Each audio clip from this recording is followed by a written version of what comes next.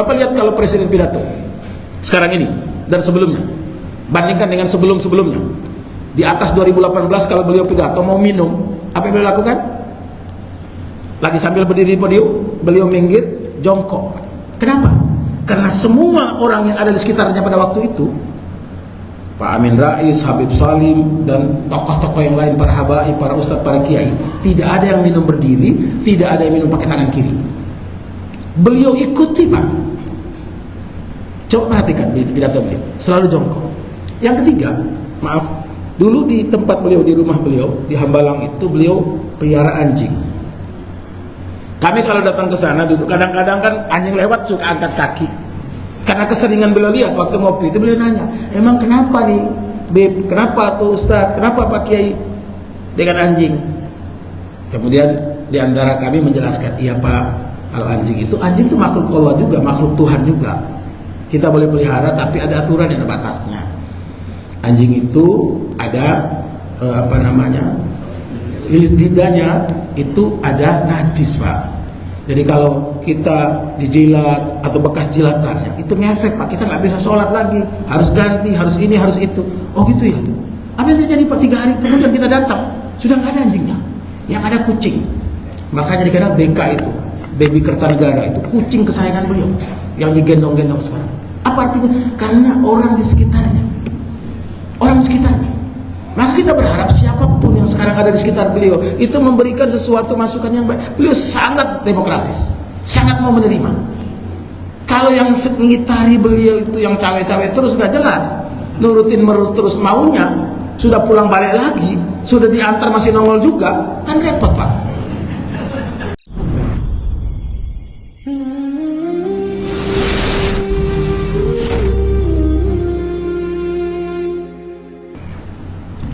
Assalamualaikum warahmatullahi wabarakatuh. Alhamdulillahilladzi amarana bittaqwa wa nahana 'anil fahsya. Wassalatu wassalamu 'alal mustafa wa 'ala alihi ahli sidqi wal wafa. Asyhadu an la ilaha illallah wahdahu la syarika lah wa asyhadu anna Muhammadan 'abduhu wa rasuluhu la nabiyya ba'dah. Amma ba'd. Yang sama kita hormati keluarga besar dari Masjid Al-Furqan, pengurus dan segenap jajarannya, bapak-bapak, ibu-ibu, saudara-saudara jamaah subuh Masjid Al-Furqan yang insyaallah senantiasa dirahmati oleh Allah Subhanahu wa taala. Alhamdulillah, kita bersyukur pada Allah di hari pertama bulan Rajab yang mulia. Semoga Allah memberkahi kita, Allah memberikan energi lebih buat kita untuk mempersiapkan diri menghadapi tamu istimewa, menghadapi hari-hari yang dirindukan, malam-malam yang dinantikan dari bulan Ramadan yang mulia, sehingga insya Allah kita semua dapat menikmati ibadah di dalamnya, meraih fadail yang dibawanya, dan memperoleh apa yang telah diperoleh minimal orang-orang soleh di zaman kita ini. Salawat dan salam kita doakan semoga Allah sampaikan selalu buat Nabi kita Muhammad Sallallahu Alaihi Wasallam, Rasul Azim, Nabi yang mulia, yang telah diutus oleh Allah membawa ajaran yang hak, ajaran yang syamil mutakamil, ajaran yang sempurna dan paripurna, yang mengatur urusan kita dari lahir sampai wafat, kemudian hidup kembali, dari persoalan yang kecil sampai urusan internasional, dari hal yang sepele dan sederhana sampai kepada yang membawa kebaikan kita dunia dan akhirat. Mudah-mudahan kita istiqomah dalam ittiba, dalam mencontoh meneladani beliau sallallahu alaihi wasallam, sehingga berhak meraih apa yang dijanjikan oleh Allah, khususnya berupa cinta dan ampunan dari Allah Subhanahu wa taala. Bapak-bapak, ibu-ibu, saudara-saudara jamaah subuh rahimakumullah, menjadi muslim itu anugerah Allah. Kita tidak jadi muslim karena ayah, ibu, kakek, nenek kita, apalagi karena ormas, karena partai, karena perkumpulan, karena apapun, tapi semata-mata anugerah Allah. Sebelum kita lahir ke muka bumi ini, Allah telah memberi nikmat, Allah telah menganugerahkan kepada kita satu anugerah yang sama kepada siapapun itu.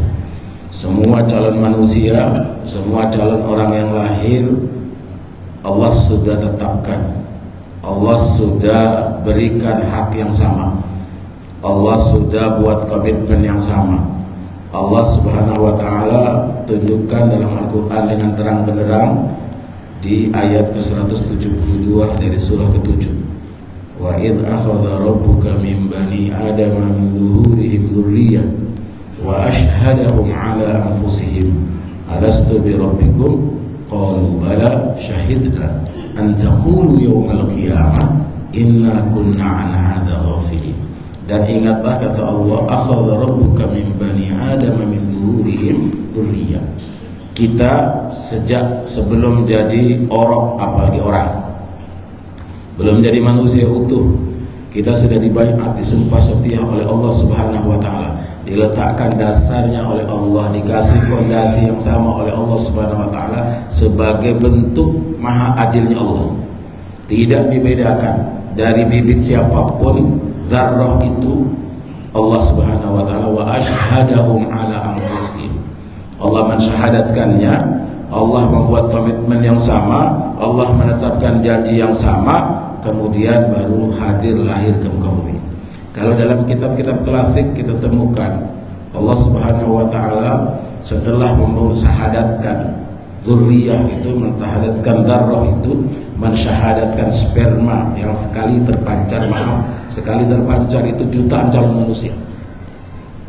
Kalau Bapak ada yang dokter, ada yang profesor atau dosen di bidangnya, pasti lebih paham bagaimana Allah Subhanahu wa Ta'ala menitipkan pada, maaf, sekali terpancar sperma itu jutaan calon manusia, tapi yang jadi itu cuma kita, rata-rata satu, rata-rata lahir sendiri. Ada yang kembar 2, 3, terbanyak di Indonesia itu 7 di Semarang. Ada di dunia terbanyak itu 23, seorang ibu melahirkan anak ketiga itu 23. Setiap menit lahir 1, 2, 3 sampai ke 23.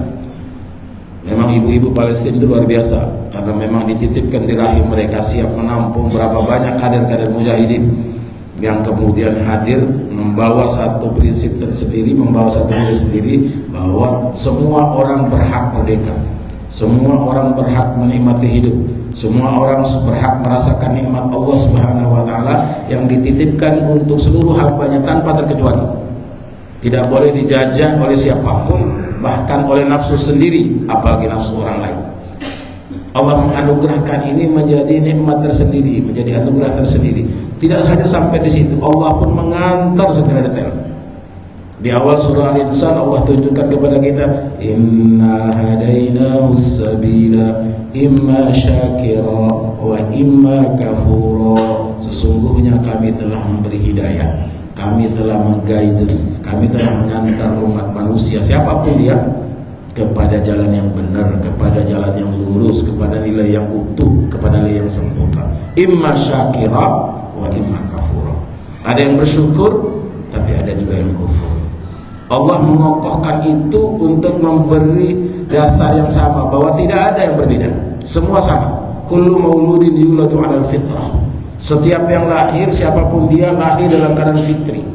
Kemudian menjadi berubah hanya karena fa'abawahu ayyuhawidani ayyunasirani ayyumajisani, orang tua yang menyebabkan dia kemudian berubah menjadi Yahudi, Majusi atau Nasrani.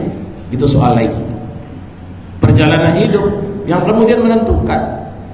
Setiap orang merasakan, setiap orang melihat, setiap orang menikmati, semua orang tahu, semua orang mempelajari, semua orang memberikan nilai tersendiri dalam hidup ini, sehingga penentuannya pada ujungnya di Quran 18 ayat ke-29 Allah terangkan, wa qulil haqqu mir rabbikum faman syaa'a falyu'min wa man syaa'a falyakfur. Dan katakanlah bahwa yang hak, yang mutlak benar itu sudah ditetapkan oleh Allah, sudah ditunjukkan oleh Allah, sudah diarahkan oleh Allah. Faman syaa'a falyu'min wa man syaa'a falyakfur. yang beriman monggo, yang kafir terserah. Kenapa Allah biarkan? Kenapa Allah masih harus memaksa? Sampai Allah ngomong, "Lau syi'tu la ja'alakum ummatan wahida." Kalau aku mau, aku berikan manusia itu satu macam aja. Biar pada pagi hari ini semua bangun subuh dengan sehat segar. Kalau bisa sempat witir, kalau bisa qiyamul lail yang sempurna. Tapi ternyata enggak, Allah biarkan. Jadi ada yang sampai sekarang belum tidur, ada yang sampai sekarang belum bangun. Kenapa? Memang pilihan masing-masing. Semua orang menentukan pilihan masing-masing. Allah enggak memaksa. Allah nggak harus menetapkan, harus begini. Allah tunjukkan ini benar, ini salah, ini hak, ini batil, ini lurus, ini bengkok, ini ke surga, ini ke neraka. Kita yang menentukan. La ikraha fiddin. Kenapa nggak ada paksaan itu? Qad tabayyana ar-rusydu minal ghayy. Karena sudah jelas mana yang benar, mana yang salah, mana yang menurut petunjuk, mana yang mau cari jalan belok-belok. Faman yakfur bit-taghut wa yu'min billah. Siapa yang berkomitmen untuk menegasi yang namanya taghut, sesuatu yang disebut oleh Ibnu Katsir dalam tafsirnya, ma yudghina min sanamin aw syaitanin aw nahwihima. Apa saja yang membuat kita belok arah, apa saja yang membuat kita kemudian menentukan pilihan yang berbeda, apa saja yang membuat kita kemudian mengubah jalan pikiran kita, jalan hidup kita, jalan perjuangan kita, jalan usaha kita. Min sanamin, bentuknya nyata, real, wujud, nampak, jelas, terang. Kalau dulu orang nyembah batu, nyembah kayu, nyembah benda-benda apa saja yang dianggap membawa keramat dan sebagainya. Au syaitanin, atau bentuknya nggak kelihatan, bentuknya nggak wujud, nggak nyata.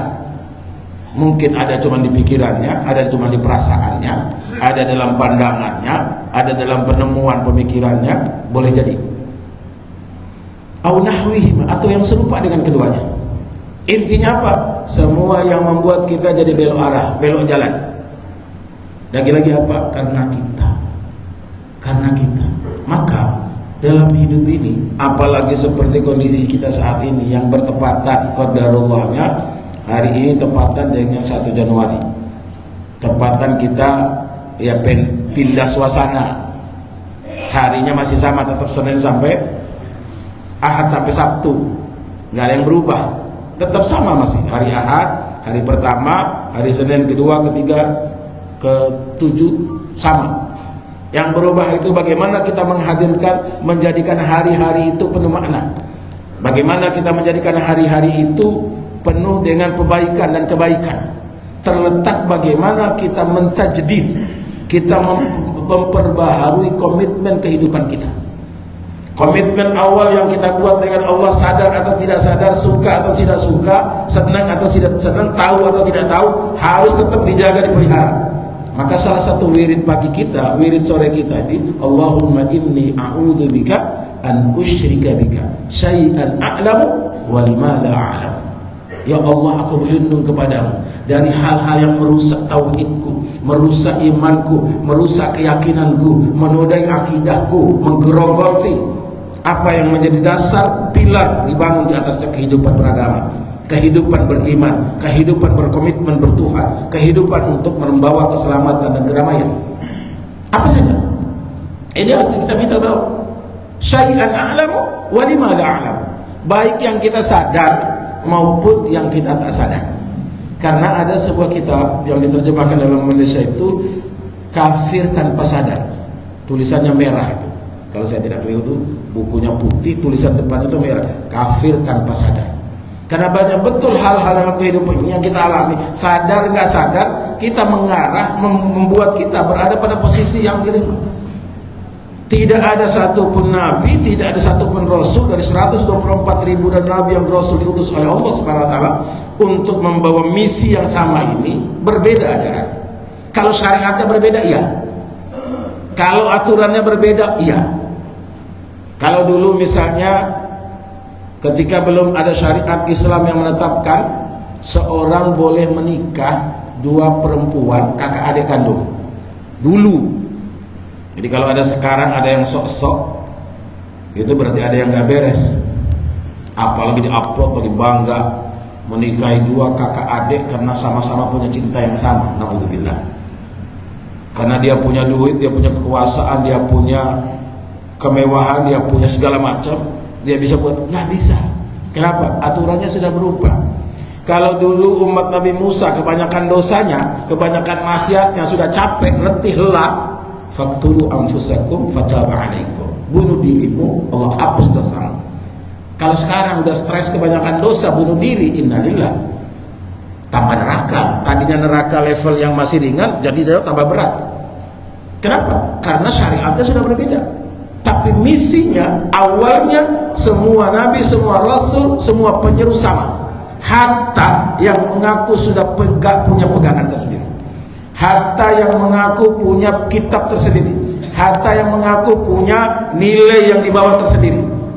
Apa ayatnya? Allah terangkan, Allah tunjukkan kepada kita, ya ahlal kitab ta'alau ila kalimatin sawa bainana wa bainakum alla na'budu illallah wa la nusyriku bihi syai'a. Ya ahlal kitab, wahai yang merasa megang Taurat, wahai yang merasa yakin dengan Injil, wahai yang merasa yakin dengan Zabur, ta'alau ila kalimatin sawa. Ayo kita merapat, kita menuju kepada kalimat yang sama. Kalimat yang sama itu alla na'budu illallah wa la nusyriku bi syai'a. Jangan sekali-kali menyembah kecuali hanya kepada Allah. Jangan sekali-kali bertuhan kecuali hanya dengan Allah. Jangan sekali-kali memohon, meminta, berharap, bergantung kecuali dengan Allah. Ini ketetapan yang sama. Ini syiar yang sama.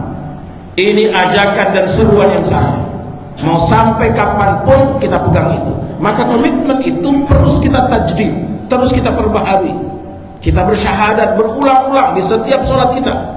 Bahkan dari bangun tidur kita, komitmen itu kita buat kembali dalam versi yang berbeda. Alhamdulillahilladzi ahyana ba'dama amatana wa ilaihil nusyur. Segala puji bagi Allah. Terima kasih Engkau ya Allah yang telah memberi kesempatan istirahat sejenak. Karena tidur itu mati juga. Cuman bedanya kalau mati beneran, ruhnya sudah pergi, nggak nyambung lagi. Kalau tidur itu ruhnya keluar, pergi, tapi masih nyambung. Makanya kalau kita mimpi dikejar anjing, bangun tuh ngos-ngosan. Kenapa? Karena memang ruhnya masih nyambung. Mimpi berantem, bangun-bangun tuh bisa teriak. Kenapa? Karena sedang mimpi berantem, masih nyambung ruhnya. Maka orang tidur itu doanya ketika kita berdoa, kita menetap dengan nama Allah.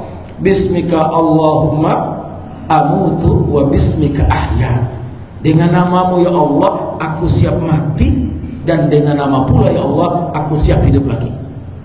Saya serahkan kepada Allah. La malja wa la manja illa ilaik. Jadi gak ada beban hidup. Maka ketika kita istirahat, kita bawa, kita serahkan semuanya kepada Allah. Kita gak bawa beban hati, kita gak bawa beban pikiran. Bangun pagi, alhamdulillah kalau bisa witir. Bersyukur besar, bersyukur sangat, bersyukur luar biasa kalau bisa tahajud 2 rakaat, 4 rakaat, 6 rakaat, 8 rakaat dengan 3 witir. Alhamdulillah. Jika tidak pun kita datang ke masjid, sholat qabliyah subuh 2 rakaat, rakaat al-fajr khairum minad dunya wa ma fiha. 2 rakaat qabliyah subuh itu lebih baik dari dunia dan isi-isinya. Maka kenapa di masjid-masjid yang orang menjaga sunnah, orang menjaga amaliyah salihah, itu subuhnya dikasih tempo agak lama qomatnya. Kenapa? Karena ini mahal sekali sholatnya. Saking mahalnya, orang yang biasa sholat sunnah, dia telat, dia ketiduran, dia ada halangan, dia ada masyakoh, dia datang sholat, orang sudah sholat, dia sholat dulu, sholat qobliyahnya nanti setelah sholat subuh. Saking berharganya, saking luar biasa. Kenapa itu mesti terjadi di zaman Rasulullah? Karena Allah hendak memberi pelajaran. Allah sangat maha mampu, sangat maha luar biasa untuk membuat nabinya itu gak akan telat. Tapi ada satu peristiwa, Rasulullah itu dengan para sahabatnya semua ketiduran. Bangun-bangun sudah subuh, sehingga Rasulullah perintahkan adzan, qomat, sholat langsung. Baru sholat sunnahnya setelah itu. Ini pelajaran buat kita. yang ada sebagai umat di belakang begitu menjaganya karena harga yang luar biasa. Kenapa? Karena bangun subuh belum ada beban, walaupun utang masih ada di bank, kontrakan belum dibayar, tanggungan masih besar, apalagi pajak lagi naik, semua dipajakin. Hatta kita parkir aja ada pajaknya, Pak. Coba lihat tuh parkir, ada pajaknya. Bapak parkir di mall, parkir di kantor, parkir di tempat-tempat yang parkir resmi, itu ada pajaknya. Nah, besok makan di warteg pun ada pajaknya, Pak. Karena wartegnya sudah dipajakin duluan. Kita apa ya? Sekarang apa yang nggak dipajak? Besok mungkin masuk toilet kena pajak, Pak. Karena pom bensin yang tadinya berbayar atas perintah Menteri BUMN nggak boleh bayar lagi. Akhirnya apa? Pom bensin yang tadinya bersih, wangi, harum, sekarang sudah ampuni nggak jelas. Kenapa? Karena nggak boleh lagi katanya memungut bayaran. Semua orang ke toilet di pom bensin nggak boleh pungut bayaran. Akhirnya apa? Yang punya pom bensin nggak mau meletakkan pegawai di situ. Kenapa? Yang tadinya digaji plus punya nilai lebih, bisa menggaji orang lain, sekarang nggak dapat. Kira-kira begitu. Ini persoalan kehidupan kita. Tapi tidak boleh hanya karena itu kemudian kita berubah, kita berganti haluan, merubah posisi. Tidak. Maka komitmen itu kita buat terus setiap hari. Alhamdulillahilladzi ahyana ba'da amata wa ilaihin nusyur. Sebagai siapapun kita, sebagai apapun kita, apapun tugas kita, apapun kedudukan kita, apapun pangkat kita, kita tetap hamba Allah yang mati hidup kita. Inna sholati wa nusuki wa mahyaya wa mamati lillahi rabbil alamin. Nah, menjaga itu kita butuh resolusi. Menjaga hidup kita supaya benar-benar terjaga sebagai muslim yang bertauhid, muslim yang berakidah, muslim yang beriman. Karena di mana-mana orang selalu bilang, ya udah kita Islam yang biasa-biasa aja lah. Emang ada Islam yang biasa-biasa aja? Emang ada, Pak? Islam itu semuanya luar biasa. Nggak ada Islam yang biasa-biasa. Islam itu luar biasa, saking luar biasanya. Kenapa? Karena sekecil apapun yang kita kerjakan, sesederhana apapun yang kita buat, seremeh apapun amalan yang gak dianggap orang, punya nilai besar di mata Allah.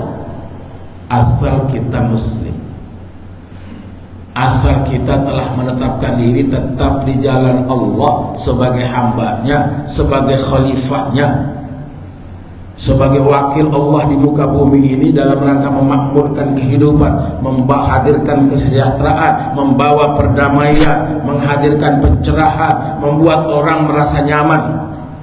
Karena nilai Islam paling rendah, kata Nabi SAW, min husni islamil mar'i tarkuhu ma la ya'ni. Nilai Islam yang paling rendah, gak usah sampai senyum, Pak. Yang paling rendah, kata Nabi SAW, min husni islamil mar'i tarkuhu ma la ya'ni. Dari serendah-rendahnya kadar Islam seseorang muslim itu, tarkuhu ma la ya'ni, dia meninggalkan sesuatu yang tak ada gunanya. Apalagi yang gak banyak guna, tidak banyak gunanya. Apalagi yang menghadirkan mudarat, apalagi yang membawa malapetaka, apalagi sampai menggoncang akidah, merusak keyakinan. Harta itu sekedar ucapan. Karena jangan main-main dengan ucapan. Ucapan itu banyak mengubah hal. Gara-gara qabiltu nikahaha wa tazwijaha bil mahril madhkur, semuanya jadi boleh, Pak. Sedekat-dekatnya orang tua sama anaknya, dia hanya boleh melihat yang tertentu, memegang yang tertentu. Kita yang orang lain, hanya karena qabiltu nikahaha wa tazwijaha bil mahril madhkur, semuanya boleh. Dari ujung kepala sampai ujung rambut, ujung kaki boleh. Orang tuanya, ibu yang orang tua yang menjadi penyebab kelahirannya nggak boleh, Pak. Hanya dengan apa? Ucapan. Iman pun, keyakinan kita pun, tauhid kita pun, akidah kita pun diawali dari mana? Tasdiqum bil qalb wa ikrarun bil lisan wa amalun bil arkan. Dibenarkan dengan hati, dibenarkan dengan pikiran dan perasaan, diucapkan dengan lisan, baru diterjemahkan dengan seluruh anggota tubuh, diwujudkan dengan amal perbuatan. Tidak bisa tidak. Maka ini butuh paling tidak 3 hal untuk melakukan resolusi supaya hidup kita sebagai manusia muslim yang bertauhid, sebagai orang Islam yang beriman kepada Allah. Untuk apa? Merasakan bahwa Islam itu ada satu kesatuan yang utuh, Islam ada satu kesatuan yang sempurna dan paripurna. Karena Allah sendiri bikin pengumuman itu. Al-yawma akmaltu lakum dinakum wa atmamtu alaikum ni'mati wa raditu lakumul islam dina. Hari ini kata Allah, akmaltu lakum dinakum, aku sempurnakan untuk kalian agama kalian. Sampai di situ tidak. Wa atmamtu alaikum ni'mati, Allah siapkan perangkatnya, Allah adakan wasailnya, Allah hadirkan seluruh properti yang kita butuhkan dalam rangka merasakan nikmatnya berislam, dalam rangka merasakan bagaimana Islam itu memberi warna kepada kehidupan kita. Islam menghadirkan ketenangan, Islam mendatangkan kedamaian, Islam yang mewujudkan kehidupan yang indah. Semuanya disiapkan oleh Allah, semua sarananya disiapkan oleh Allah, semua alatnya disiapkan oleh Allah. Jadi nggak ada lagi alasan. Di surah Al-Hajj Allah ingatkan kita, wajahidu fillahi haqqa jihadi huwa jtabakum wa ma ja'ala 'alaikum fid dini min haraj millata abikum Ibrahim huwa sammakumul muslimina min qabl. Jadi kenapa kita harus malu jadi seorang muslim? Orang yang menyembah tauhid, orang yang menyembah selain Allah, yang gak jelas siapa Tuhannya, dia bisa berbangga dengan hidupnya, dia berbangga dengan suasana yang dia ciptakan, suasana yang dihadirkan, suasana yang dilahirkan, suasana yang dia buat. Kenapa kita tidak berbangga sebagai seorang muslim yang Allah sediakan semuanya? Wajahidu fillahi haqqa jihad, seriuslah, bersungguh-sungguhlah untuk mengokohkan posisi kita. Kenapa? Huwa jtabakum, karena Allah sudah memilih kita. Wa ma ja'ala 'alaikum fid din min haraj, tak ada satupun syariat, tak ada satupun ajaran, tak ada satupun ketentuan dalam agama ini yang membuat kita tidak pede jadi orang Islam. Nggak ada. Tidak ada satu syariat membuat kita kemudian malu jadi orang Islam. Nggak ada.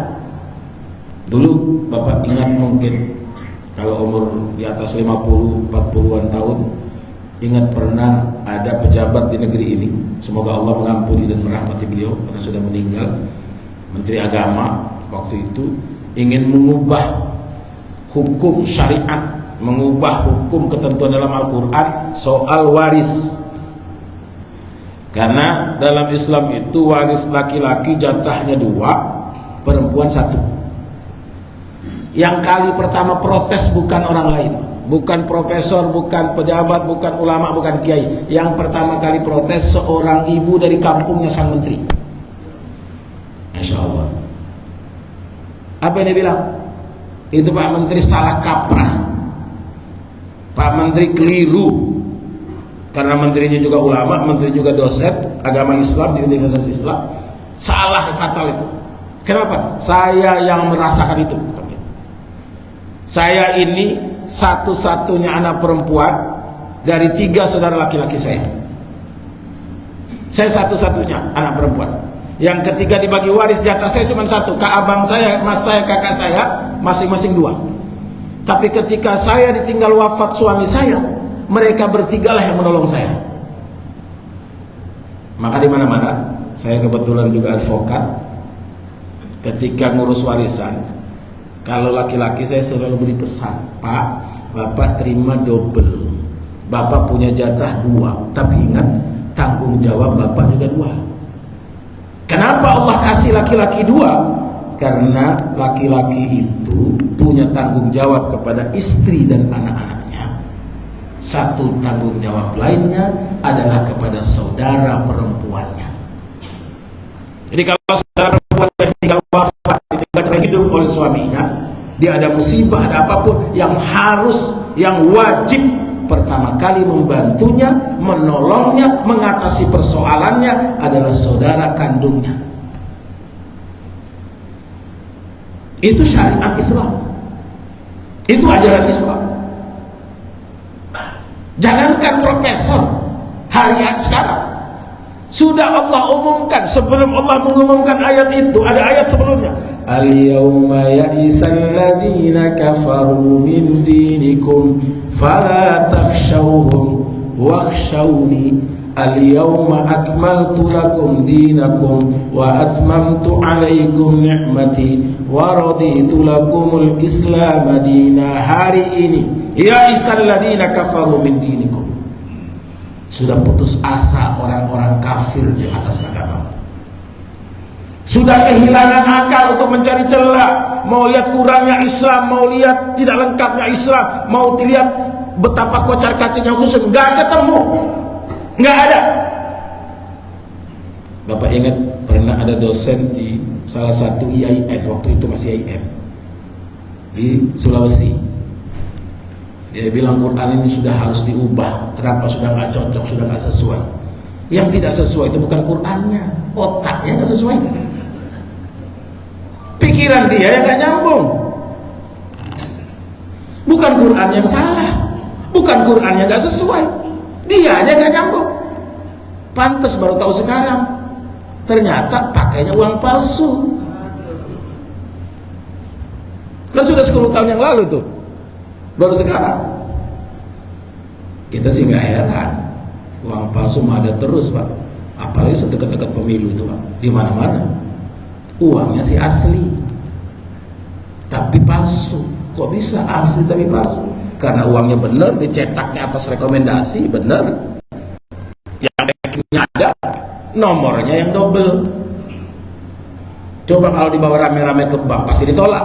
Kalau bawanya 1-2, sejuta 2 juta, ya nggak ngaruh, nggak ngefek. Makanya sekian lama itu, bayangkan Pak, sekian triliun itu. Itu saya bilang jangankan 10%, 0,2%, 0,1% deh dibelikan cendol, Bali kelelep Pak. Bahkan bukan hanya Bali, Pulau Jawa pun kelelep kalau dibeliin cendol. Jadi Allah Subhanahu wa Ta'ala sudah menyiapkan semuanya. Tinggal bagaimana kita mencermati itu, bagaimana kita melihat itu, bagaimana kita memandang itu. Maka butuh paling tidak melakukan riset dalam 3 hal. Yang pertama, kita butuh ilmu. Ilmu itu tidak hanya di sekolah, tidak hanya di madrasah, tidak hanya di pesantren, tidak hanya di kuliah.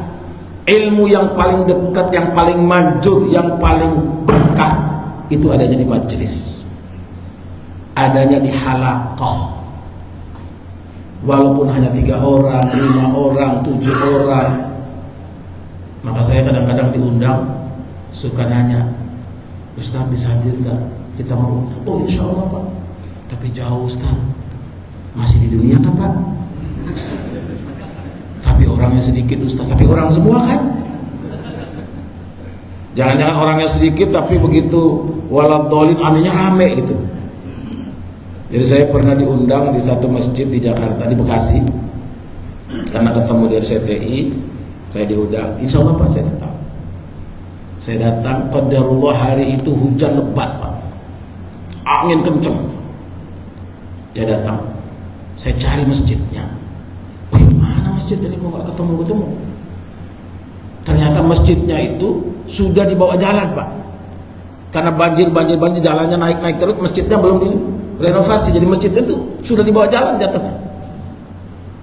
Mati lampu lagi Pak. Saya masuk, ada bunyi-bunyi. Maaf, yang jaga masjidnya qadarullah beliau tunanetra. Beliau siapin adzan. Saya bilang waduh, ini gak ada orang nih. Selesai azan, sholat sunnah, beliau qomat, beliau pun maju jadi imam. Jadi berdua doang ini Pak. Selesai sholat saya nanya, maaf, sebutlah nama si Fulan. Pak Fulan itu emang jamaah di sini Pak? Oh iya, biasanya ada. Hari ini katanya mau pengajian. Oh iya Pak, kebetulan saya yang diundang isi pengajiannya. Oh mungkin sebentar lagi datang. Kita udah sholat Pak, udah selesai. Tiba-tiba ujung-ujung datang beliaunya. Masya Allah. Aduh maaf Ustaz, ini angin kencang segala macam. Iya nggak apa-apa. Jangan kapok ya Ustaz. Insya Allah kita pekan depan lagi datang. Pekan depan lagi saya datang Pak. Begitu datang pekan depannya berapa orang yang hadir? 3 orang. Saya ceramah, saya bayangkan aja 300 orang Pak. Jangan kapok ya Ustaz. Ini memang ya namanya juga. Nggak apa-apa, tenang aja Pak. Kata Bapak berdua pun saya tetap ceramah Pak. Apalagi sudah lebih dari 2. Sudah banyak itu Pak. Lebih dari 2 itu bahasa Arabnya sudah banyak. Datang lagi Pak. Alhamdulillah wa syukurillah. Sekarang masjidnya Masya Allah, jamaah laki-lakinya 5 shaf, jamaah ibu-ibunya 7 shaf. Masjidnya udah keren, sudah wangi, sudah kelihatan dari jalan. Alhamdulillah. Memang butuh kesabaran. Karena tantangan kita berat. Orang membutuh ilmu banyak. Makanya di mana-mana jamaah asal hadir di majelis, tidak usah peduli apa yang disampaikan pun, tidak dengar apa yang disampaikan, tidak paham pun, insya Allah jadi jalan hidayah. Kenapa? Karena yang ngasih hidayah bukan ustadznya, yang ngasih hidayah bukan kiainya, yang ngasih hidayah bukan ajengannya, bukan ulamanya, bukan habibnya, bukan. Yang ngasih hidayah Allah. Beliau-beliau hanya perantara. Maka heran gitu, kalau ada orang sudah diundang, ya kalau nggak datang bilang aja nggak datang gitu. Insya Allah deh. Nah, insya Allah kita kan rata-rata nggak jadi Pak. Kan gitu. Kebiasaan kita insya Allah itu menurut Al-Quran 99,9% jadi. Tapi insya Allah kita tuh cara ngeles. Pak, ya datang nanti. Oh insya Allah. Padahal udah tahu nggak datang. Mendingan minta maaf dari awal daripada bilang insya Allah tapi nggak muncul, nggak nongol. Ini makanya pertama butuh ilmu. Ilmu itu, ilmu yang paling dasar adalah ilmu untuk kita berdiri tegak di atasnya. Ilmu tauhid, ilmu akidah, ilmu soal keyakinan. Kita bersyahadat, tapi apakah kita faham syahadat yang kita ucapkan itu punya pengaruh? Syahadat yang kita ucapkan itu bukan sekedar pernyataan, tapi dia akan menuntut kenyataan. Syahadat yang kita ucapkan itu punya konsekuensi. Kita punya pengaruh. Kita menghadirkan kemerdekaan, karena itu adalah proklamasi. Syahadat yang kita ucapkan membuat kita sama dengan siapapun. Yang darah kita, harta kita haram, diambil secara paksa, diambil tanpa hak oleh siapapun, punya nilai luar biasa. Bahkan itulah yang mengikat kita. Kalau persaudaraan kita sebatas persaudaraan kebangsaan, persaudaraan kemanusiaan, penuh dengan kepentingan, penuh dengan intrik. Karena persaudaraan yang asasi, persaudaraan yang sebenarnya menurut Al-Quran, innamal mu'minuna ikhwan, sungguh hanya saja, pakai harf hasr. Innanya dikasih harf hasr, maknanya apa? Untuk membatasi. Hanya saja yang namanya orang beriman itu bersaudara. Yang namanya orang beriman itu tidak bisa dia tidur nyaman, dia tidur enak, sementara tetangga saudara berimannya tidak tidur karena gak makan. Sampai-sampai di satu surah, kalau dulu kita kenal Kiai Haji Ahmad Dahlan, ngajinya itu lama sekali Pak. Al-Ma'un itu ngajinya bertahun-tahun tuh. Sampai santrinya protes, Pak Yai kok ini lagi, ini terus. Memang sudah. Yang hari ini kita sadar, kita buka, Allahu Akbar, ternyata menjadi ukuran keberagamaan kita. Apa kata Allah? Ara'aital ladzi yukadzibu bid-din fadzalikal ladzi yad'ul yatim wa la yahuddu ala ta'amil miskin fawailul lil musallin alladzina hum an salatihim sahun alladzina hum yura'un wa yamna'unal ma'un. Tahukah orang beragama tapi bohong? Tahukah orang yang mengaku beragama tapi bohong? Ternyata apa? Fadzalikal ladzi yad'ul yatim wa la yahuddu 'ala ta'amil miskin fawailul lil musallin. Dimensinya adalah dimensi sosial. Orang beragama tapi bohong, kenapa? Karena nggak peduli dengan anak yatim, nggak peduli dengan fakir miskin, maka sholatnya nggak ngefek, sholatnya nggak bergigi, sholatnya nggak ada taringnya, sholatnya tidak membuat dia kemudian tanha 'anil fahsya'i wal munkar, nggak punya daya tolak, nggak punya daya untuk menghadirkan kebaikan lebih. Enggak. Kenapa? Karena dia alladzina hum an salatihim sahun. Di surah Toha Allah sampaikan kepada kita betapa orang munafik itu sholat juga, Pak. Innal munafiqina yukhadi'una Allah wa huwa khadi'uhum idza qamu ila sholati qamu kusala yura'una an-nasa wa la yadhkuruna Allah illa qalila. Sungguh orang munafik itu mau nipu Allah. Jadi kalau ada pemimpin munafik nipu rakyatnya, kecil Pak, Allah aja mau ditipu. Apa indikatornya? Apa cirinya? Idza qamu ila shalah qamu kusala. Kalau sholat nggak ada kameranya, sholat nggak ada wartawannya, rukuknya nggak jelas, sujudnya nggak jelas, rakaatnya mungkin juga nggak jelas. Tapi kalau ada kameranya, masya Allah, oh. Tapi beraninya cuma duhur asar, Pak.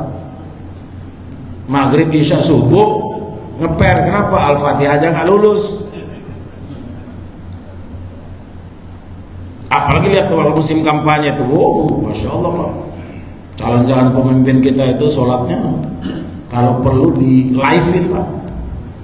Live di Instagram, live di TikTok, live di Facebook, live di media sosial tuh, menunjukkan bahwa ini pemimpin soleh. Padahal toleh. Soleh itu lawannya toleh. Nah, kita butuh ilmu menyangkut kehidupan yang paling dasar.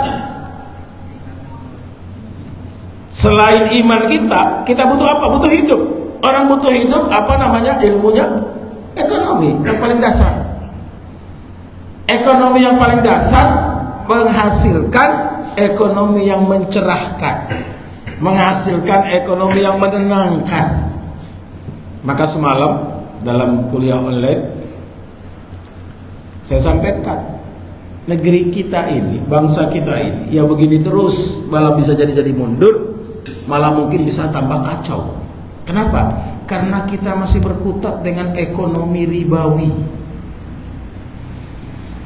Suka tidak suka, Pak, kita ini terjebak dalam lingkaran syaitan, fi dauratis syayatin.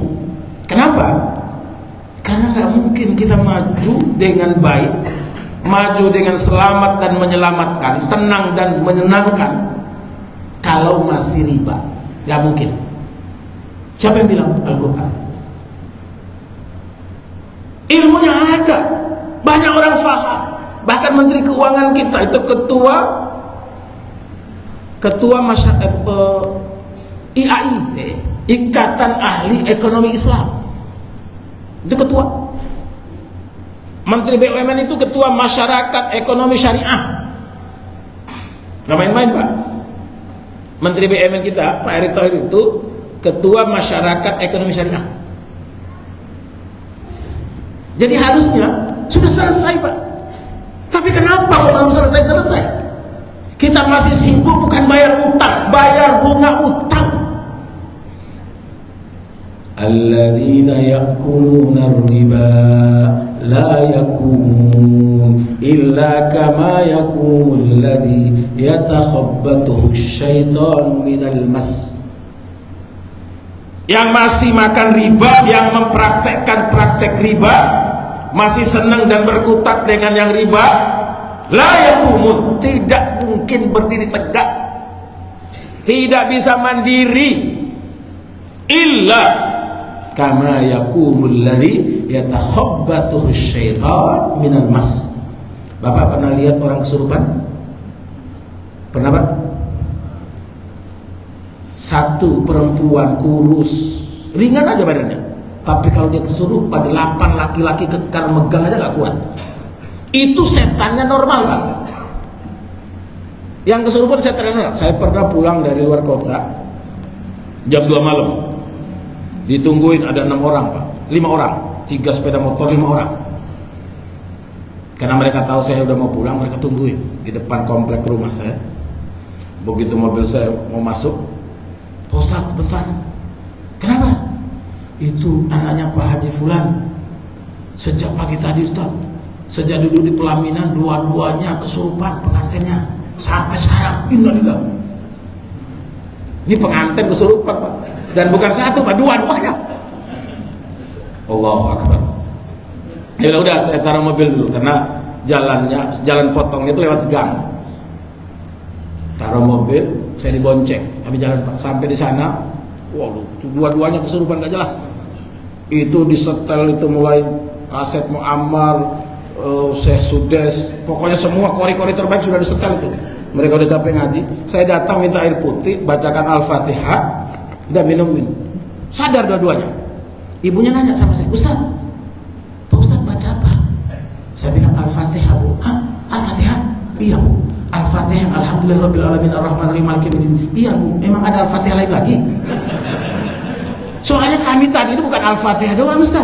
Kami tadi Al-Baqarah dibaca, Ali Imran, An-Nisa, sampai capek kami setel video, setel ini imam itu, kori ini, kori itu, gak mempan-mempan. Saya pun keceplosan ngomong, ya iyalah Bu, selama ini gak ngaji, tiba-tiba ngaji kan setannya jadi ketawa, jinnya kan jadi ngolok-ngolok, kemana aja selama ini. Saya astagfirullah, baru sadar, ya gak apa-apa. Dia tahu saya juga capek, masih udah ngantuk. Akhirnya alhamdulillah sadar. Jadi persoalannya bukan persoalan ayat dibaca, persoalan siapa yang mau coba. Kenapa? Al-Qur'annya sama, ayatnya sama. Coba, Quran yang hari ini kita pegang, Quran yang hari kita imani, sama nggak di zaman Rasulullah? Sama Qurannya, yang beda cuma mushafnya. Karena di zaman Rasulullah nggak ada mushaf, belum ada mushafnya. Di zaman sahabat baru ada mushaf, di zaman Utsman bin Affan baru ada mushaf. Itu pun mushaf kita sekarang, masya Allah, keren Pak. Keren mushaf kita. Saya masih kecil di kampung. Saya orang timur juga, orang Indonesia Timur, Provinsi Nusa Tenggara Timur, Kabupaten Flores Timur, Kecamatan Solor Timur. Desa Lahayunya juga bagian timur. Sekolahnya di Kalimantan Timur, di Balikpapan Timur, tapi bukan di baliknya papan. Pindah ke Jakarta Timur, kemudian ke Timur Tengah. Maka istri saya orang barat, tapi bukan orang bule, orang Sumatera Barat. Itu waktu kecil, Pak, punya Quran itu masya Allah gembiranya luar biasa, Pak. Punya Quran, apalagi Quran yang terjemahan, masya Allah. Saya masih ingat warnanya pun jenisnya itu terlihat sampai sekarang masih ingat jelas tuh. Terjemahan Departemen Agama, warna biru, ada plastiknya, bungkusnya tuh. Itu senangnya luar biasa, Pak. Saking senangnya pengen tahu apa isi Quran itu ditandai, Pak. Kita buat supaya bukanya gampang, pakai nomornya ditandai. Kita belajar, masya Allah, bisa ngaji itu sudah luar biasa. Alhamdulillah ayah saya, karena beliau guru, pas waktu itu tahun 85-86 ke Jakarta, pulang dari Jakarta bawain lebih hebat lagi Qurannya, Tarjamah Lafdhiyah, 15 jilid. Tarjamah Lafdhiyah, warnanya hijau. Masih hafal juga tuh. Oh, itu tambah senang lagi, Pak. Jadi tahu, oh bismillah itu ismi, dengan nama Allah Ar-Rahman. Itu jadi tahu. Kenapa? Karena tarjamahnya per lafaz. Luar biasa senangnya itu, Pak. Sekarang masya Allah tabarakallah, Al-Quran itu sudah berbagai macam model. Al-Quran itu sudah berbagai macam bentuk. Caranya ada tarjamah tafsiriyah, ada terjemah perkata, bahkan ada tafsir perkata. Quran Dr. Ahmad Hatta itu tafsir perkata. Ada The Miracle, ada The Amazing, ada macam-macam bentuk mushafnya dengan berbagai macam isi. Tapi kok energinya nggak sama, kekuatannya beda. Kenapa? Karena cara kita memperlakukannya beda, cara kita berakrab dengannya beda. Kami pernah ngantar pulang, melanjutkan perjalanan dakwahnya ke Malaysia, seorang syekh dari Saudi. Sebelum masuk, kami makan dulu di salah satu tempat makan siap sebelum maghrib. Setelah makan sholat maghrib, beliau imam Pak sholatnya. Perasaan kami nggak ada salah bacanya, perasaan kami nggak ada salah gerakannya, perasaan kami itu, karena kami makmum, malah nggak ada yang salah perasaannya. Selesai sholat, beliau sholat jamak dengan stafnya, dengan ajudannya. Beliau marah sama kami. Apa katanya? Apa yang kalian kasih saya makan tadi? Kenapa hafalan saya jadi terganggu? Allahu Akbar. Ya ini makanan siap saji, bla bla. Barangkali saya bilang ini gara-gara makanan siap saji ini nggak jelas, mungkin ayamnya nggak jelas, dagingnya nggak jelas, barangkali mau sembelihannya. Terganggu hafalannya Pak. Kita boro-boro kalau perlu pengen nyicipin tuh yang enak-enak, dianggap orang enak gitu, yang guling, yang bakar, kalau perlu dicoba gitu kan, nggak ngefek, nggak ngaruh, padahal bagi pengaruh besar. Coba perhatikan di awal surah Al-Maidah, sebelum Allah mengumumkan tentang sempurnanya Islam, Allah mengumumkan soal putus asanya orang kafir. Apa cerita sebelumnya? Cerita soal halal haramnya konsumsi. Benar Pak? Bapak minum air ini yakin halal? Yakin halal? Yakin. Nah mereknya Santri, ada labelnya halal, agennya jelas, yang bawa jelas, yang bikin jelas, halalnya. Kalau ambil airnya dari sumur, masak sendiri 100% halal. Tapi kalau sudah dalam kemasan harus hati-hati. Kenapa? Karena nggak tahu kita. Kan air putih doang. Iya, air putih doang. Tapi ketika sudah jadi kemasan, prosesnya penuh intrik, penuh dengan sesuatu yang membuat dia jadi halalnya nggak jelas. Bahasa agama kita, al halalu bayyin wal haram bayyin. Wa ma bainahuma umurun mustabihat la ya'lamuhunna katsirun minan nas. Makanya kemarin di depan teman-teman advokat yang mau menggugat undang-undang halal, saya bilang tunggu dulu, antum mesti paham dulu kenapa yang dilabeli halal. Ya kita kan Indonesia, banyak orang muslimnya, berarti yang banyak halalnya. Siapa yang jamin? Harusnya dilabel itu yang haram aja. Terus siapa yang jamin? Allah bilang halal jelas, haram jelas. Yang tidak jelas itu umurun mustabihat, perkara yang gak jelas halalnya, gak jelas haramnya, itu perkara syubhat. La ya'lamuhunna katsirun minan nas. Kita nggak tahu. Jangankan yang lain-lain, yang putih bersih ini pun bisa jadi haram. Maka ada air kemasan yang belum berani sampai sekarang melabeli airnya, kecuali diproduksi tempat tertentu yang sudah minta dilabeli, diawasi. Apakah semua orang bisa melakukan? La ya'lamuhunna katsirun minan nas. Butuh ilmu. Kita sholat, emang gak butuh ilmu? Di zaman Nabi ada orang sholat telat, datang telat dia sholat, selesai sholat kata Nabi, irji' fasalli fa innaka lam tusalli. Ulangi sholatnya Pak, Bapak belum sholat. Dia ulangi sholatnya sampai 3 kali. Sudah sholat 3 kali, kata Nabi belum sholat. Shallaitu 3 marrat fa qultu la usalli ya Rasulullah. Saya sudah 3 kali sholat, kok Nabi bilang saya belum sholat? Kata Nabi, idza qumta ila shalah fa asbighil wudu. Kalau mau sholat, yang pertama kali supaya sholatnya benar, sempurnakan wudumu. Coba lihat sekarang Pak, kita wudu gara-gara keran, wudunya nggak beres. Kalau tangan, muka, mengusap kepala mungkin masih bisa Pak, tapi kaki itu rata-rata kita nggak beres Pak. Banyak betul orang berwudu diingatkan, Pak maaf mata kakinya masih kering Pak, belum kena air. Usil banget sih. Coba Pak, udahlah urusan saya katanya.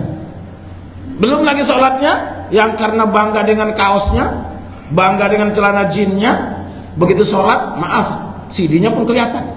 gimana mau sah sholatnya? Maka di masjid-masjid sekarang itu disediakan bukan hanya parfum, tapi namanya rompi sunnah. Ya, sekarang label sunnah juga mulai rame Pak. Rompi sunnah, warung sunnah, sepeda sunnah, motor gede sunnah. Jadi kita bingung, ya kita ambil yang wajib apa yang sunnah ini? Maksudnya ya rompi yang bisa membuat aurat itu tertutup sempurna. Rompi sholat aja kasih nama, supaya orang yang kaosnya ketat, kaosnya pendek, karena ingin melihat tubuhnya itu atletis, kan pengen juga pakai kaos yang ketat. Kalau ketat yang sempurna menutup aurat nggak apa-apa, karena laki-laki juga ada auratnya, bukan perempuan doang yang punya aurat yang harus ditutup. Laki-laki juga ada batasan auratnya. Ini perintah anak istrinya nutup aurat, dia sendiri ketika main tenis buka aurat, ketika olahraga jalan pagi buka aurat. Butuh ilmu. Apa yang kita nggak butuh ilmu? Mau membawa bangsa ini lebih baik, ya butuh ilmu juga, bukan sekedar omon-omon. Butuh ilmu Pak. Dan ilmu itu membuat kita mandiri, membuat kita gagah. Kenapa? Dengan ilmu yang benar kita bisa berkata benar kepada siapapun. Maka bahasa agama kita menunjukkan jihad besar itu apa? Qaulul haq inda sultanin jair. Bisa berkata benar di depan penguasa yang zalim. Bisa tetap ngomong lurus. Teman saya pernah nguji saya Pak. Saya 12 tahun di istana, jadi penceramah, jadi khotib, jadi pendamping presiden kalau kunjungan kemana-mana. 12 tahun. Saya baru dipecat tanggal 5 bulan 11 2016. Padahal itu hari Sabtu Pak. Kenapa? Karena tanggal 4 rame-rame kan. Tanggal 4 bulan 11 2016 tuh, 411 kan lagi rame-rame tuh. Besoknya tanggal 5 tuh saya dipecat. Saya diberhenti. Nggak apa-apa. Alhamdulillah, kalau nggak berhenti saya nggak kesini Pak. Apa yang terjadi? Ngomong apa tadi?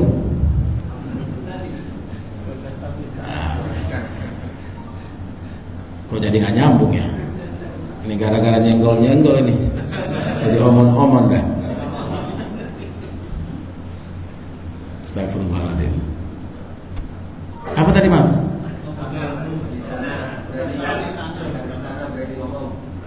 Ya. Jadi teman saya ini melihat, wah ini karena khutbahnya di istana pasti nggak sama dengan khutbah di tempat lain. Dia datang diam-diam Pak, dengar khutbah, dia videoin. Begitu keluar dia kirim ke saya. Wih, itu dapat dari mana itu? Saya tadi hadir di khutbah antum tadi. Oh ya? Kenapa kamu datang sini? Saya pengen tahu aja apa khutbahnya nggak sama nggak dengan khutbah di tempat lain. Saya bilang ya tetap sama lah. Masa mesti beda? Tetap sama. Isinya tetap sama, nggak mungkin belok-belok. Ya kalau ditanya orang, oh iya Pak ini halal, dikit aja halalnya, haramnya agak banyak Pak. Kan nggak mungkin, ya halal, haram ya haram. Nggak mungkin kita bergeser, kita berubah hanya karena ada kepentingan-kepentingan sesaat. Nggak boleh. Kenapa? Ilmu itu harus kita pertanggungjawabkan. Ilmu itu harus kita sampai kepada kita mengokohkan agama. Fa'lam annahu la ilaha illa ana fa'budni wa aqim sholata li dzikri. Untuk mantapnya akidah kita harus pakai ilmu. Ngaji Pak. Ngaji. Belajar kita. Dan ilmu itu nggak diukur dengan sekolah. Kuliah nggak butuh gelar Pak. Sekarang yang punya gelar juga malu Pak. Kenapa gelarnya begitu mudah orang? Yang nggak pernah kuliah, nggak pernah sekolah punya gelar. Gelarnya pun sekarang mau abrek-abrek. Ada yang nggak pernah kuliah tiba-tiba kok, kapan kuliahnya? Butuh ilmu gitu. Apa yang kita nggak butuh ilmu? Hal yang paling sederhana, bagaimana supaya mikrofon ini bisa efektif didengar oleh semua jamaah, apalagi kalau Jumat itu. Kalau salah-salah Pak, orang datang itu karena kewajiban Pak. Coba kalau Jumat itu tidak wajib, atau Jumat itu khutbahnya setelah sholat, saya yakin Pak nggak ada orang yang tinggal di masjid. Apalagi kalau yang khutbahnya, hadirin sidang jamaah Jumat rahimakumullah, Allah subhanahu wa ta'ala berpesan.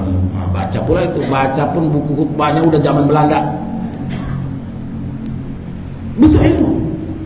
Yang kedua, kita butuh partner, kita butuh sahabat, kita butuh kawan. Maka 2025 ini menjelang Ramadan ini kita butuh resolusi untuk apa? Supaya hidup kita sebagai muslim bertauhid itu makin jelas arahnya, makin jelas tujuannya. Apalagi umur kita sudah lewat 40 tahun. Kemarin saya sampaikan di Masjid Al-Muhajirin, Masjid Minang itu. Karena sudah lewat 40 tahun, kurikulumnya udah dari Allah. Ada 6 kurikulum yang disampaikan oleh Allah di surah Al-Ahqaf ayat 15. Kita butuh partner, kita butuh kawan. Kenapa? Al-mar'u ala dini khalili falyanzur ahadukum man yukhalil. Seseorang itu, agama seseorang itu, dinul mar'i ala dini khalili, agama seseorang itu bergantung siapa temannya, siapa kawannya, siapa sahabatnya. Falyanzur ahadukum man yukhalil. Maka perhatikan betul kalian dengan siapa kalian berkawan, dengan siapa kita berteman. Memilih teman itu kenapa? Karena memilih teman itu bagian dari perjalanan keimanan kita. Jangan sampai nyesal kita besok. Di Al-Quran, di surah Al-Furqan, laitani lima attakhidh fulanan khalila.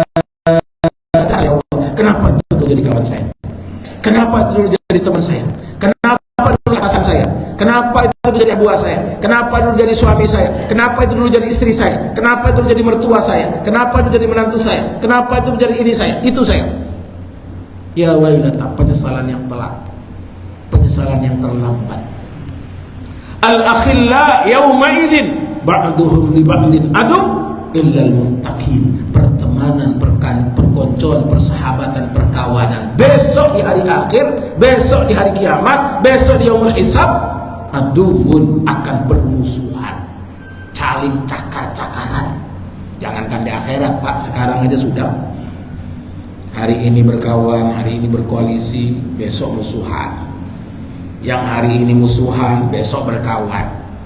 Di Bali berkawan, di Jakarta musuhan. Di Jakarta berkawan, di Sulawesi berantem. Biasa, Pak, apalagi politik. Maka jangan sampai kita ikut genderang arus yang salah. Ketika kita masuk dalam dunia politik, kita terjun dalam politik, kita berpartisipasi dalam politik, tidak boleh yang kita lihat adalah peluang menang, tapi soal keberpihakan.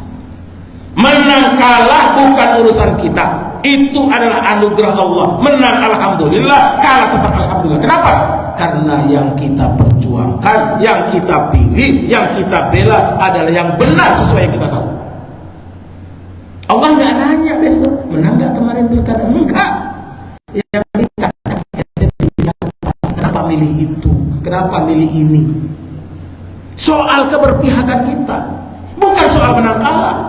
Apalagi keberpihakan kita itu mengandung kepentingan jangka pendek, kepentingan materi, kepentingan kekuasaan, jabatan, naudzubillah.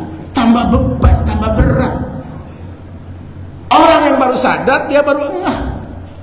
Apa engahnya?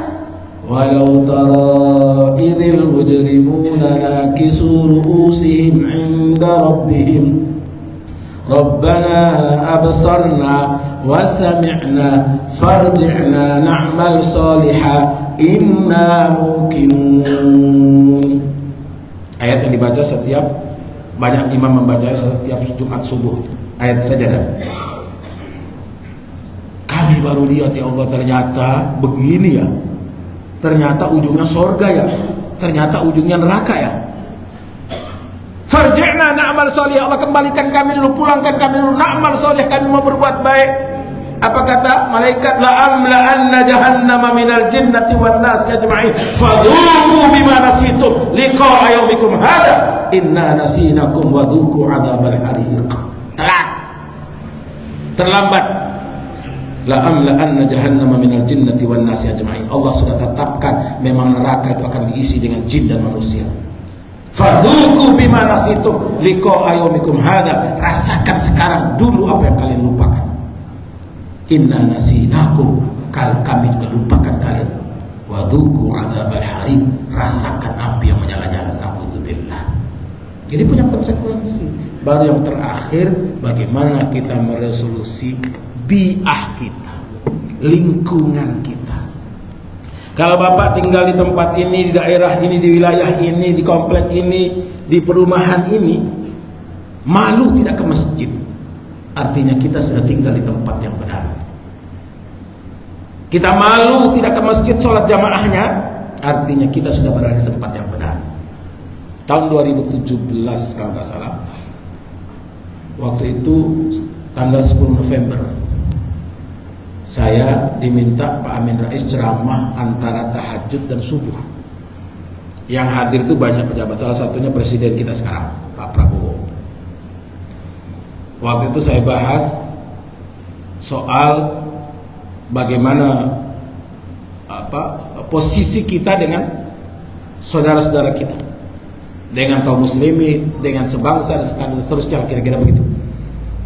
Ringkas cerita, selesai sholat, kita mau apel pagi, apel upacara 10 November, Hari Pahlawan. Waktu di sarapan itu, kami semeja, ada presiden, ada ketua DPD, ada siapa lagi, wakil ketua DPR dan sebagainya. Saya dan Pak Kiai Maksum Bondowoso, rahimahullah rahmatan wasi'ah. Saya lupa apa sebabnya, tiba-tiba Pak Presiden sekarang ini, Pak Prabowo nanya soal sholat laki-laki di masjid. Saya jawab, saya sampaikan, iya Pak, kalau laki-laki itu memang ada ulama yang menetapkan, menyebutnya sampai kepada tingkat wajib laki-laki itu sholatnya di masjid.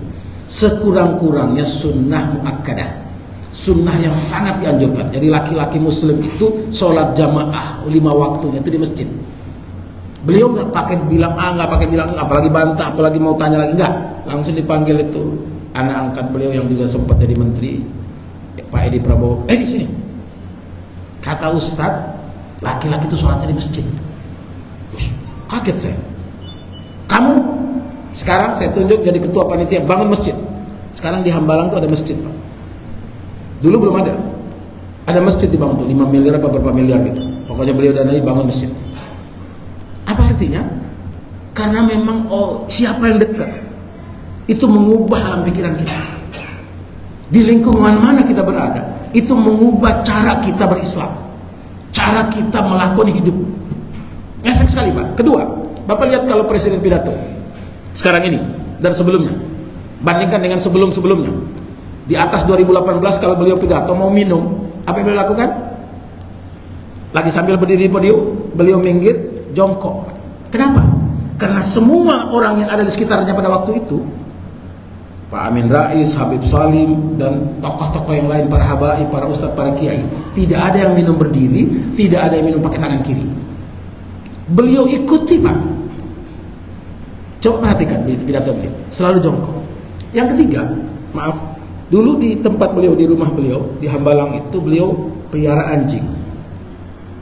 Kami kalau datang ke sana duduk, kadang-kadang kan anjing lewat suka angkat kaki. Karena keseringan beliau lihat waktu ngopi itu, beliau nanya, emang kenapa nih Beb, kenapa tuh Ustadz, kenapa Pak Kiai dengan anjing?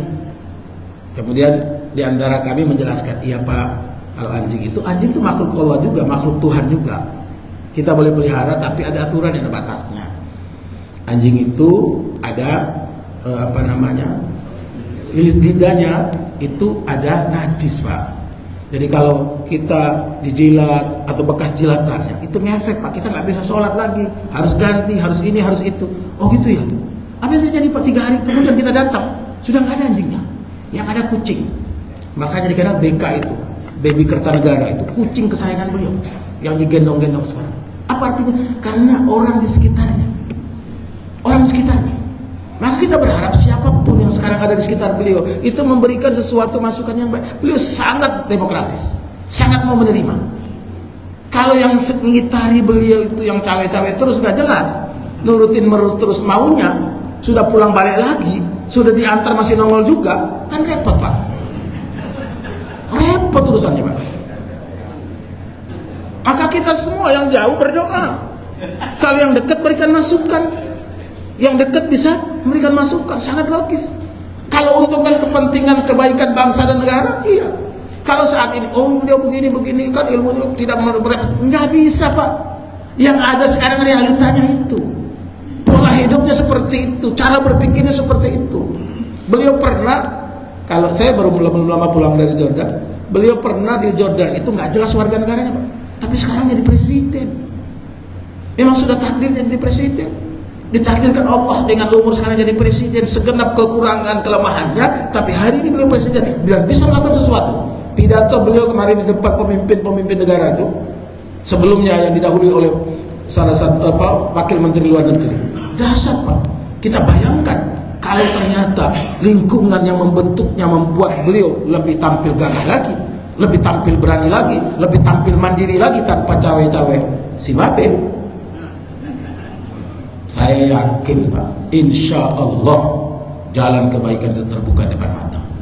Tapi kalau salah-salah, apa yang beliau pernah tulis bahwa 2030 itu bisa bubar dan ambiar, tidak tertutup kemungkinan. Kita nggak tahu bahwa Allah menjamin Islam, iya, tapi apakah Allah masih menjamin Islam tetap di Indonesia, Islam tetap pengaruh di Indonesia, Islam tetap menjadi mayoritas di Indonesia, Islam tetap menjadi akbarul muslimin fil alam, umat Islam terbesar? Kita nggak tahu.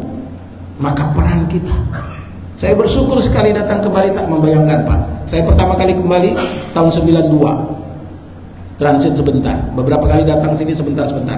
Kali ini saya datang, saya keliling, Masya Allah, bersyukur sekali. Saya sholat duhur di masjid A, Masya Allah 3 sof, 5 sof, di masjid B 7 sof. Bukan sholat subuh maghrib. Saya kemarin posting sholat di Baitul Ma'mur dengan banyak jamaah sebesar itu masjidnya, banyak jamaah orang mengatakan, iya itu kan ada acara jadi orang datang. Bukan. Acara nggak ada acara segitu jamaahnya. Bahkan lebih banyak lagi karena banyak yang libur. Di Masjid Al-Furqan hari ini seperti ini banyak. Apa artinya? Ada perkembangan signifikan, ada perubahan besar. Kenapa? Karena masing-masing kita sudah menanam nilai, menanam saham perubahan itu. Di mana? Di diri kita sendiri. Allah janji, innallaha la yughayyiru ma biqaum hatta yughayyiru ma bi anfusihim. Allah tidak mengubah nasib satu kaum sampai kita mau mengubah diri kita sendiri. Hal-hal yang kita takutkan, insya Allah Pak. Saya kemarin banyak bincang dengan teman-teman advokat, bincang dengan angkatan Aliansi Bali Muslim dan lain-lain. Kita berharap masukan-masukan itu kita bawa. Mudah-mudahan masih diterima. Karena beban juga Pak, saya nggak bisa dekat. Kenapa? Sudah beda. Kemarin pilihannya beda. Kalau kita dekat, ya kan beda kemarin. Itu juga repot juga Pak. Harusnya kan udah selesai aja gitu. Kita bangun bangsa kita bersama. Barakallahu fikum. Sampai di sini kaji kita. Kalau masih ada waktu, monggo silakan.